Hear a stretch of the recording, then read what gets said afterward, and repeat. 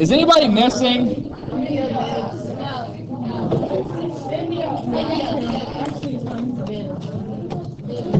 Yeah.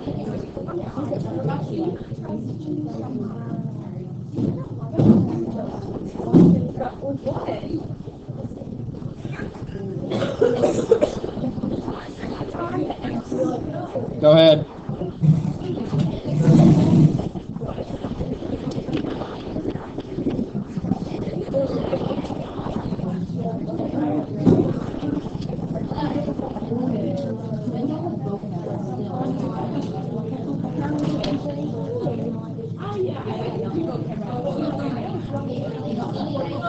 Was this the slide we were on? All right, so we're very nearly towards the end.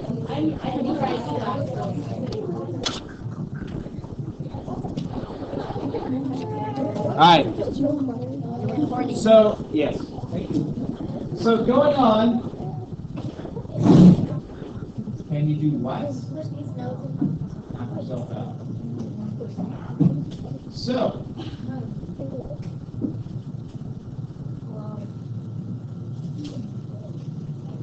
Whenever we left off, we were talking about Magellan. Is that what we're talking about, right? Yeah. And the fact that he was the very first to get credit for circumnavigating the globe, which means sailing completely around it. He technically isn't the first person to do this because he actually didn't live to see it. His voyage did, but he ended up dying basically in the Philippines. So really, he doesn't get credit for that. Instead, we can look at what his voyage achieved. It was actually a bit of a failure when you get right down to it. Only one ship actually ended up making it back. However, I will say that it was somewhat of a success because ultimately they do make it back to Spain. And they actually turn a profit because of how lucrative the sell of spices really is. But what it does geographically is show how large the world really is. For one thing, it allows us to know that if a ship is going a certain speed, a certain direction, a certain mile, we can literally calculate the size of the Earth, at least insofar as some degree of accuracy is concerned. But it also proves the concept that Columbus had was possible. And this begins an expansion to find a Northwest Passage, a way that's faster to get through to the Pacific Ocean and onwards. And this is something that's going to be a continuous problem to the 20th century. I mean, Lewis and Clark were looking for a Northwest Passage. They never found it. It was not possible. It wasn't really until the construction of the Panama Canal that arguably a Northwest Passage is possible, but even then, you could debate, well, that's not really Northwest. So, I mean, again, it's kind of like sort of wild goose chase, a cyclone, if you will, trying to find a way to connect to the kind of old traditional traders in Silk Road. So this really is the major legacy of Magellan. That and the beginning of colonization. The next step we're going to see happening is once the Europeans start building these outposts, eventually they start settling in these places and start influencing control on them. Eventually this begins a process of intentional exploitation we call imperialism. But this is sort of the beginning of the imperial age. You guys will be reading 2 articles regarding this new trend, this new idea of imperialism, specifically involving the Aztec, which are a native population of modern-day Mexico. And in particular, sort of the rationalization for conquest. Because you'll find people need a reason, even in history, to subjugate a people to horrible conditions. We tend to think of historic people as being incredibly racist, and to some extent they were, that's true. But really what that was a way of trying to rationalize the exploitation of the people. Because let's face it, they're like, hey, I'd like to kill and torture this group of people and then enslave them. Does that sound cool? Most people are like, you're a little nuts. You know, that's not the type of rationalization folks are using. Instead, it was like, well, they're filthy savages. You know, they basically live in stick huts, and you know they're killing each other anyways in horrible, brutal acts of human sacrifice. If we go and enslave them, we're actually doing them a favor. You know, because then we're saving them from themselves. And that's, of course, the rationalization that's used throughout the imperialist era to basically take whatever the Europeans wanted and exploit the people that were living there. So, again, this is sort of the beginning of this era. And indeed, I don't remember the guy's name, the guy who killed Magellan, he's actually a national hero because that ended up staving off imperialization for later and sort of seen as this freedom fighter figure. So, you know, it's all a matter of perspective. All right, we got this? We good on this slide? Okay, cool. Our next slide is over China, which is an interesting place.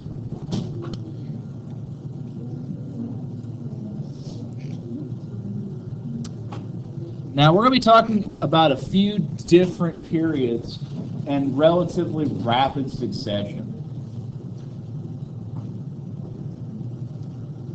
Whilst you guys are doing that also, just a bit of information. I will be grading your all's tests here in a few minutes. Basically, once you guys leave, I've got to finish up maybe like 5 or 10 maps, and then I'll be grading you guys. So it is my hope to have you guys tests back by Friday, but we will see how that goes. I've got to change a few things, but we should be good. Yeah? Those are in the turn-in folder, or pick-up folder. Yep. Yeah. Those are good to go. So you can, there's a pickup, sorry. I said turn-in, but I meant pickup. Yeah. So you guys can have those or whatever. And probably tomorrow morning, I'll put the questions online. So you guys can just work on those. I might get to them today, but there's really, I've got to keep grading done rather than put those things on. Yeah. Oh, the questions for the quiz, because you guys don't have them necessarily, because you were just writing the answer. Well, actually, yeah, because you guys wouldn't have your questions. So that way you can see what they are. What? Huh? Yeah. Yeah, that's actually already on there. You can see that. Unless, it was late, at which case, no. I'll be getting to that. So if it was late, then no. But I will be seeing when it was posted, so there's that. Not you guys, but some folks are already getting academic detentions in the mail today, so, you know, it happens. Hopefully it won't happen again. Wait, is that because they didn't turn in the little thing? Because it was late. As that wasn't you guys. Okay. Hmm? Yeah. Oh, you'll know it.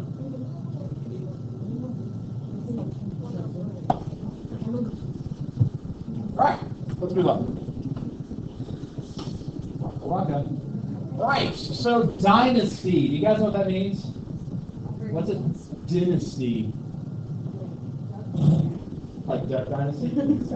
I was going to make that joke, too. Such a weird show. It really is. Reality TV, man. We're going to get some rednecks put them on TV. That sounds awesome. They're really wealthy.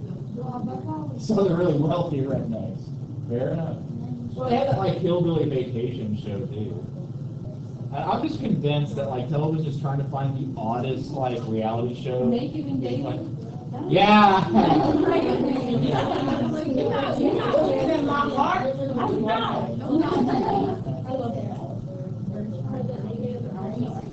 Yeah, that is a bizarre show. They actually did have another show that was kind of like it, though, that was pretty good, where it was a guy who was alone surviving, and like they're like, you get nothing. Because like when Les Stroud goes out, he gets like certain things to start off with. He's like, I always carry this, so I would have it. And then he usually tests some kind of like product to see if it actually works. This guy, they're like, no, you're on an island, you're going to your birthday suit. Good luck. And that was actually pretty interesting because the dude was like, you know, talking about all the difficulties with like, you know, especially like getting sunburns and things like that. So.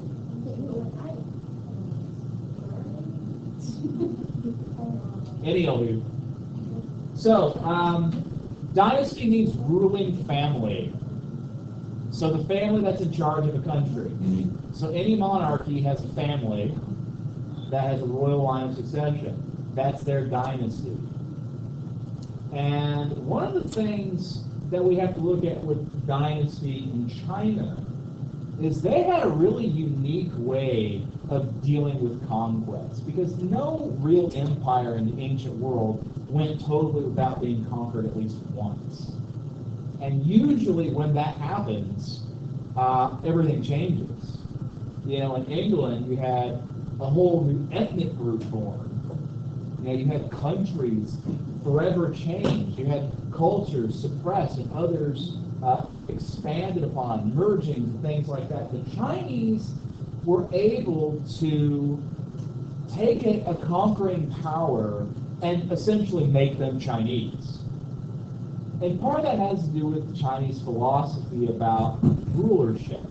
You see, they had this belief, the idea, I should say, of the mandate of heaven.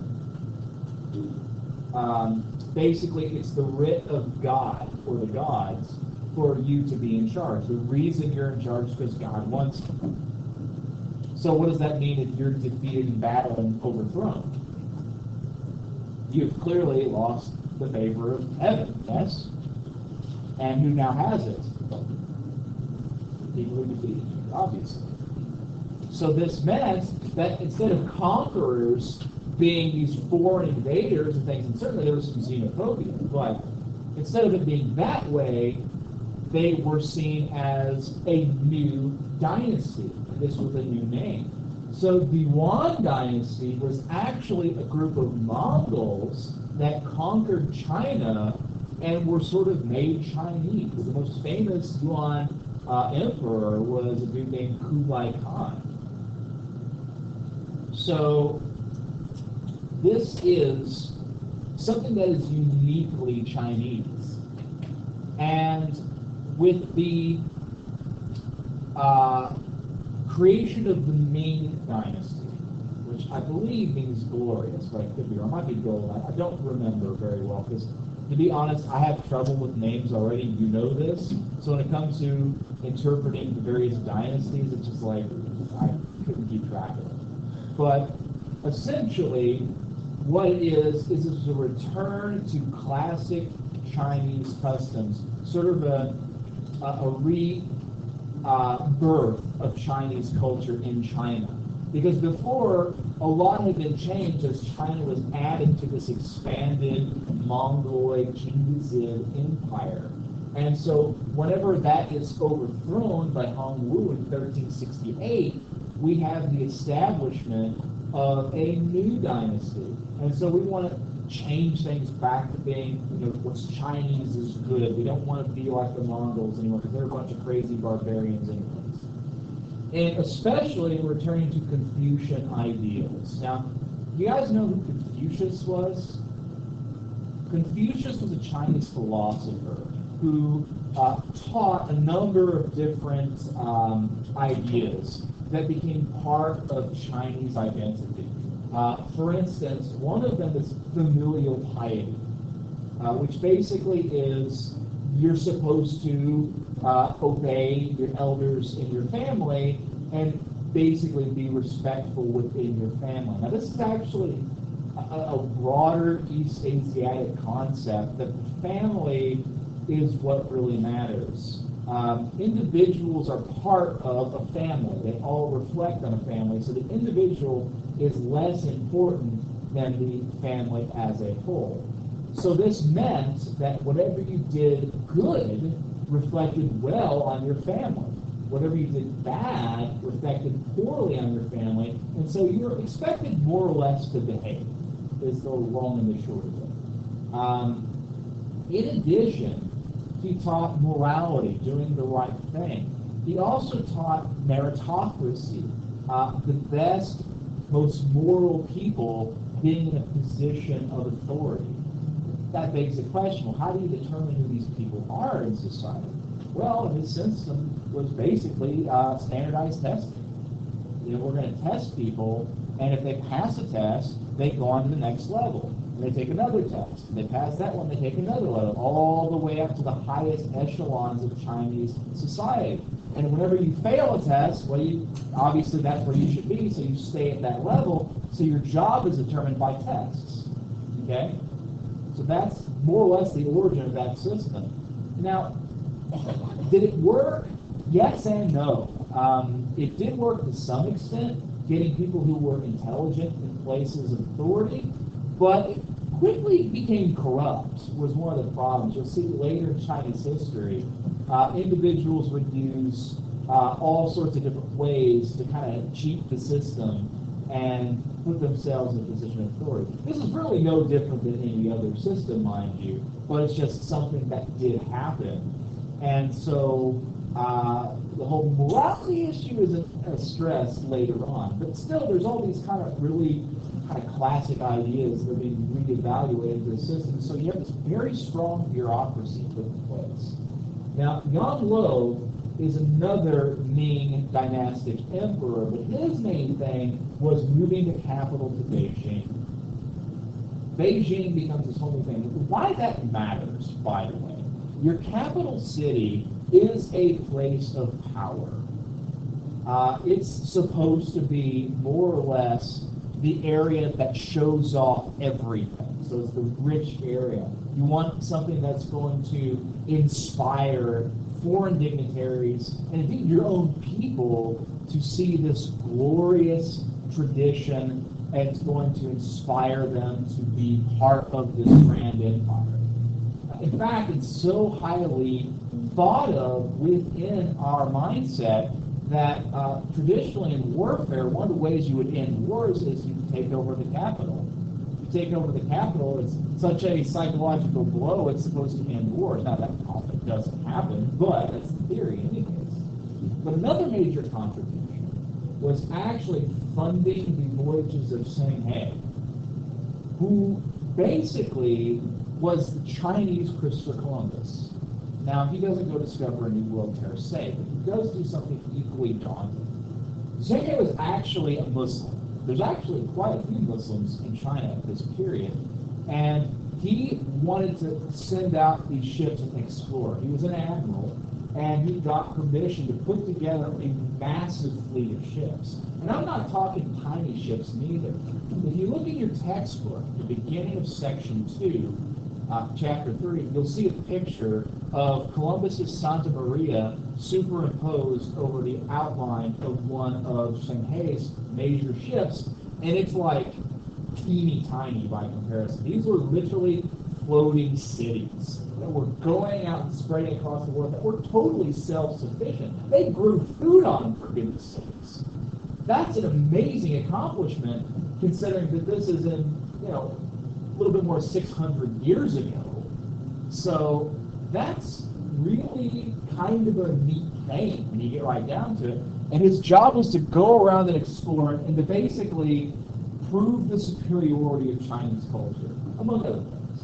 And you can see all the different voyages that were going on at this time. He made it all the way around to Africa, through India, all these different places. And what he found was that Chinese technology was pretty much more advanced than everybody else's anywhere he went. Indeed, China had a huge technological advantage over the West, and historians kind of argue what happened next, because eventually what happens is after the voyage of the Ch3 Sc, the fleet is destroyed.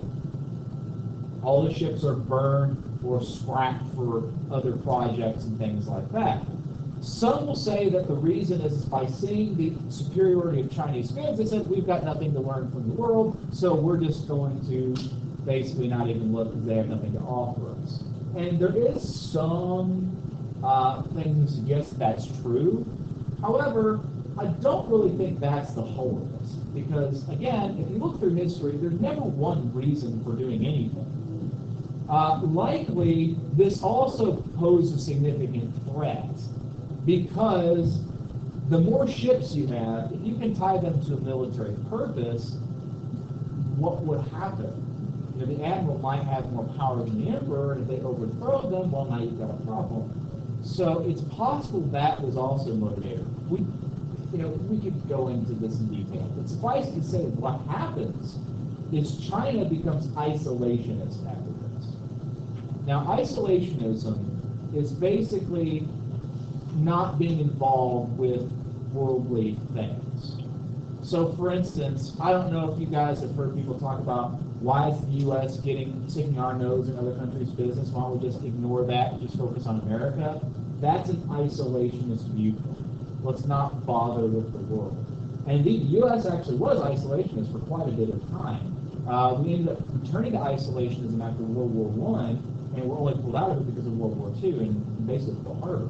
So, this isolationist attitude really doesn't work very well because you can't just ignore the game by not playing. It's still going to affect you. So, ultimately, it ends up biting China in the backside because eventually the West actually advances beyond China's capabilities and imperialism sets in.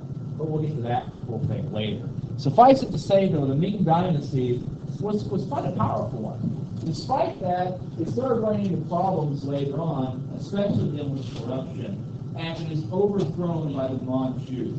Now, whenever I say Turk or Mongol, what I'm actually referring to is a group of peoples that inhabited the Central Asian grasslands and had similar lifestyles. They were nomads. They were herdsmen. If you think about it, trying to build a life on giant, vast grasslands isn't terribly easy. After all, these grasslands aren't really very effective at providing sustenance for human being life, human beings to live. Unless you have wide herds of animals that can eat the grass, which you can eat, occasionally trading for any types of grains you need. But it's still a really harsh life from place to place, and we'll cover it more tomorrow. You guys are in the resource. Yep. We'll come back to tomorrow.